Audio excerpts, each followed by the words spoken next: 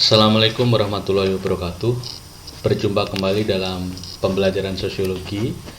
Pada pertemuan kali ini kita akan membahas materi tentang proses hubungan sosial disosiatif, yang mana pada pertemuan sebelumnya kita sudah membahas tentang proses hubungan sosial yang asosiatif. Nah, ada 3 bentuk dari proses disosiatif ini. Yang pertama, persaingan atau kompetisi. Lalu yang kedua, pertentangan atau konflik. Dan yang ketiga adalah kontravensi. Jadi pada pertemuan kali ini kita akan memfokuskan pembahasan kita pada 3 bentuk proses sosial disosiatif ini. Nah, secara umum, pengertian dari proses hubungan sosial disosiatif ini adalah suatu proses sosial yang mengarah pada perpecahan, ya.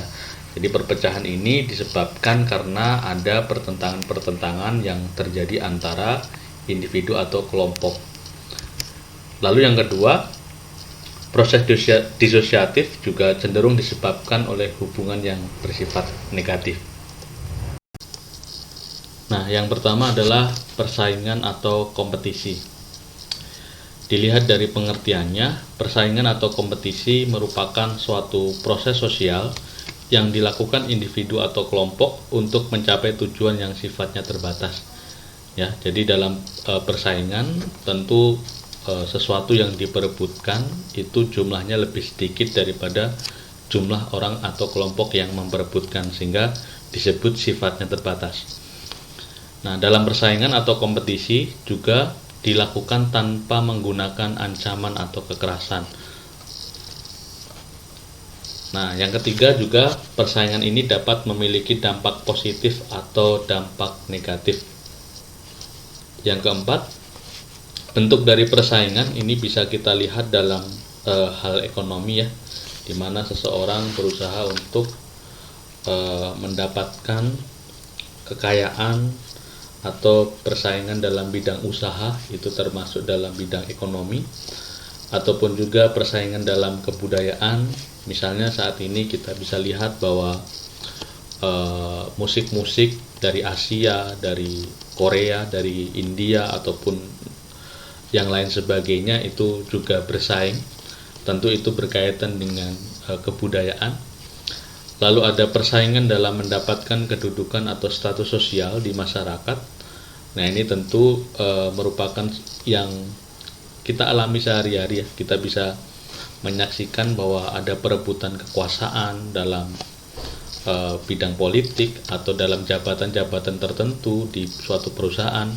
Itu termasuk dalam persaingan di bidang kedudukan atau meraih status sosial tertentu. Nah, lalu terkait dengan fungsi dari persaingan, nah ini berkaitan dengan dampak positif dan negatifnya tadi. Jadi fungsi persaingan atau kompetisi yang pertama adalah menyalurkan keinginan yang bersifat kompetitif. Ya, jadi naluri manusia itu kan ingin mendapatkan sesuatu yang memang memiliki prestis, ya, atau memiliki suatu penghargaan lebih, gitu ya.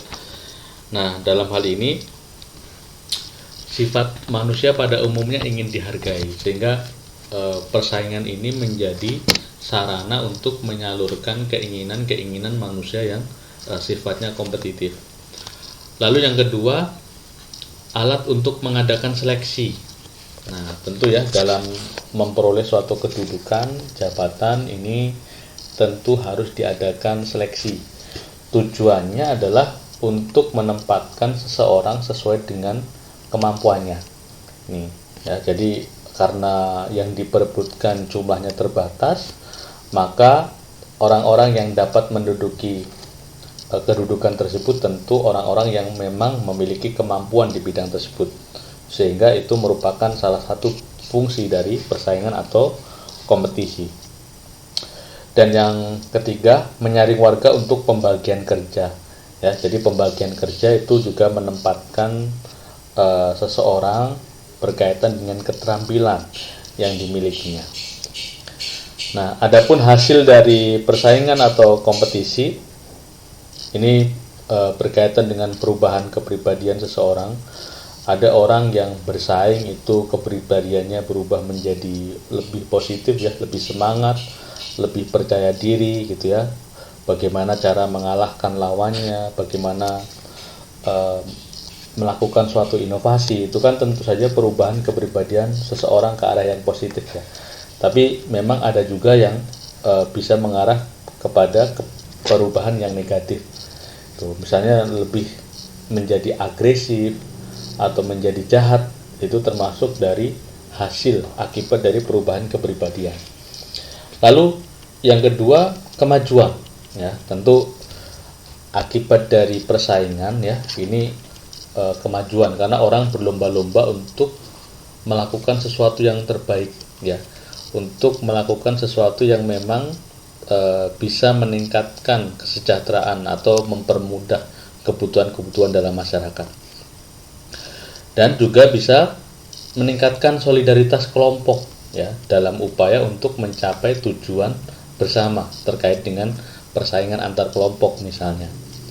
Namun bisa juga hasil dari persaingan ini terjadi yang namanya disorganisasi ya. Disorganisasi itu terjadi ketika perubahan yang terjadi begitu cepat tidak diimbangi dengan kemampuan seseorang untuk menyesuaikan dengan perubahan tersebut, sehingga bisa dikatakan bahwa kadangkala dalam persaingan itu akan menyebabkan kegoyahan ya, atau perpecahan di masyarakat. Nah, yang kedua adalah kontravensi. Kontravensi ditandai gejala ketidakpastian terhadap seseorang yang bermuara pada perasaan tidak suka yang disembunyikan. Jadi dalam kontravensi ini ada perasaan tidak suka, ada perasaan benci, atau perasaan yang tersembunyi yang tidak diungkapkan secara langsung terhadap orang itu atau kelompok lain. Nah, dalam kontravensi sendiri ada berbagai macam bentuk, misalnya kontraversi umum.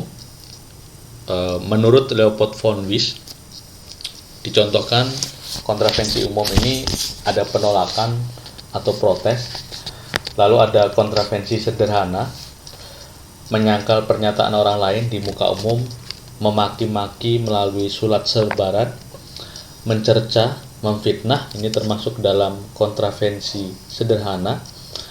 Lalu ada kontravensi intensif, upaya penghasutan, penyebaran desas-desus, atau mengecewakan pihak lain, ini merupakan kontravensi intensif. Lalu ada kontravensi rahasia, misalnya berbuat khianat ya, perbuatan khianat atau pengkhianatan, membocorkan rahasia, ini termasuk dalam kontravensi rahasia. Dan yang terakhir adalah kontravensi taktis, seperti misalnya mengejutkan lawan atau membingungkan pihak lawan. Nah, jadi dalam kontravensi ini sebenarnya ini merupakan suatu ketidaksukaan ya yang disembunyikan, yang memang ini berada di antara persaingan ataupun konflik. Tuh, jadi kalau persaingan tadi kan memang upaya untuk mendapatkan sesuatu yang jumlahnya terbatas ya, dengan suatu hal yang memang cara-cara yang tidak melanggar aturan seperti itu dalam persaingan. Tetapi dalam kontravensi ini ada upaya untuk menjatuhkan pihak lain, atau ada upaya terhadap orang yang tidak disukai, terhadap orang yang tidak dibenci dengan hal-hal yang memang tidak secara kasat mata terlihat ya. Ada sesuatu yang tidak pasti atau perasaan yang memang disembunyikan, seperti dalam contoh-contoh yang sudah ada di dalam layar ini. Nah, yang ketiga adalah pertentangan atau konflik. Pertentangan atau konflik merupakan suatu proses sosial di mana individu atau kelompok berusaha memenuhi tujuannya dengan jalan menantang pihak lawan dengan ancaman atau kekerasan. Nah, biasanya konflik ini memang hampir pasti terjadi di setiap masyarakat ya. Dan tidak ada satu masyarakat pun yang tidak pernah mengalami konflik. Nah, tapi kita bisa lihat bahwa sebab-sebab dari konflik ini ada banyak sekali. Misalnya ada perbedaan individu. Ya, jadi kalau perbedaan individu memang berkaitan dengan perbedaan pendirian dan perasaan dari masing-masing individu, yang itu tentu saja sangat berpotensi untuk menghasilkan konflik.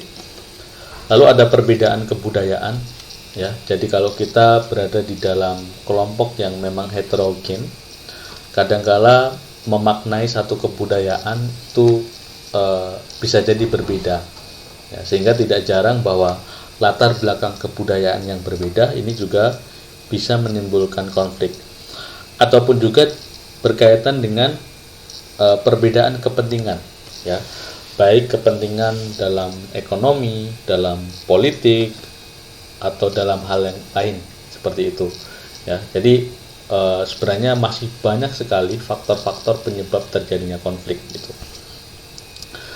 Lalu yang ketiga tentang bentuk, ya. Jadi konflik ini bisa terjadi dalam pertentangan pribadi, ya. Jadi antara satu orang dengan orang lain, ataupun antar kelompok juga bisa, atau antara individu dengan kelompok itu juga bisa, ataupun juga konflik dalam hal rasial, ya, misalnya yang sering terjadi di Amerika antara kulit putih dan kulit hitam, itu berkaitan dengan rasial. Konflik antar kelas, ya, yang menandakan adanya perbedaan kedudukan, ya, misalnya antara buruh dengan pengusaha. Nah, itu kaitannya dengan konflik antar kelas, yang mana bisa kita sebut sebagai konflik yang vertikal atau keadaan yang tidak sederajat. Atau konflik dalam bidang politik nih, ya. Jadi dalam bidang politik memang kalau kita bicara politik, orientasi semua orang yang terjun dalam politik ini bagaimana bisa meraih kekuasaan. Nah, maka tidak heran bahwa seringkali terjadi konflik dalam bidang politik. Nah, akibat dari konflik ini bisa positif, bisa negatif. Ya, misalnya kalau kita bicara positif, konflik akan meningkatkan solidaritas in group, ya, atau solidaritas di dalam suatu kelompok. Ketika satu kelompok punya musuh baru, kelompok lain, maka biasanya solidaritas di dalam suatu kelompok itu akan menguat.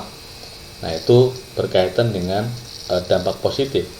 Atau konflik-konflik yang terjadi itu kadangkala akan menimbulkan suatu norma baru, aturan baru, ya, untuk istilahnya menangani hal-hal yang memang selama ini belum jelas. Tuh, makanya biasanya banyak aturan-aturan atau norma-norma yang lahir akibat adanya konflik. Tapi banyak juga dampak negatifnya gitu, ya. Misalnya dalam konflik ini kita bisa lihat adanya dominasi antara pihak yang menang terhadap pihak yang kalah. Dalam konflik juga akan menyebabkan kerugian, baik itu harta, benda, ataupun nyawa, jika memang konflik itu mengarah pada kekerasan. Dalam konflik juga biasanya akan menyebabkan perpecahan antar kelompok atau menyebabkan perubahan kepribadian seseorang. Ini kaitannya dengan akibat konflik, baik positif ataupun negatif. Nah, ini yang terakhir. Jadi untuk tema kita hari ini, untuk berdiskusi, ya, mari berpikir kritis. Jadi saya menampilkan ada 3 gambar di sini, semuanya terkait dengan, saya mengambil topik Pilkada Serentak 2020. Jadi kalian tentu semua tahu bahwa bulan Desember tahun 2020 akan dilaksanakan pemilihan kepala daerah secara langsung, ya, secara serentak dalam sekian kabupaten kota. Nah, setelah kita mempelajari materi tadi, pertentangan, lalu ada persaingan, ada kontravensi, coba kalian membuat suatu analisis, ya, dengan mengkaitkan topik ini, ya. Jadi kalau topiknya tentang pilkada, coba kaitkan topik ini dengan kompetisi, kontravensi, dan konflik, gitu ya. Nah, ada tips nih. Jadi tipsnya, uraikan keterkaitan antara kompetisi, kontravensi, dan konflik dalam suatu bentuk rangkaian peristiwa, ya, menurut pemahaman kalian. Jadi misalnya dalam pilkada ini bentuk kompetisinya di mana sih? Kenapa itu disebut kompetisi misalnya? Lalu, dalam pilkada ini juga ada kontravensinya. Nah, kontravensi dalam pilkada misalnya seperti apa? Lalu terkait dengan konflik. Nah, dalam konflik juga seperti apa? Jadi silahkan membuat analisis, ya, menurut cara berpikir kalian masing-masing dengan topik Pilkada Serentak 2020 yang mana dikaitkan dengan materi yang sudah kita bahas tadi. Oke, itu saja pembelajaran hari ini. Terima kasih. Wassalamualaikum warahmatullahi wabarakatuh.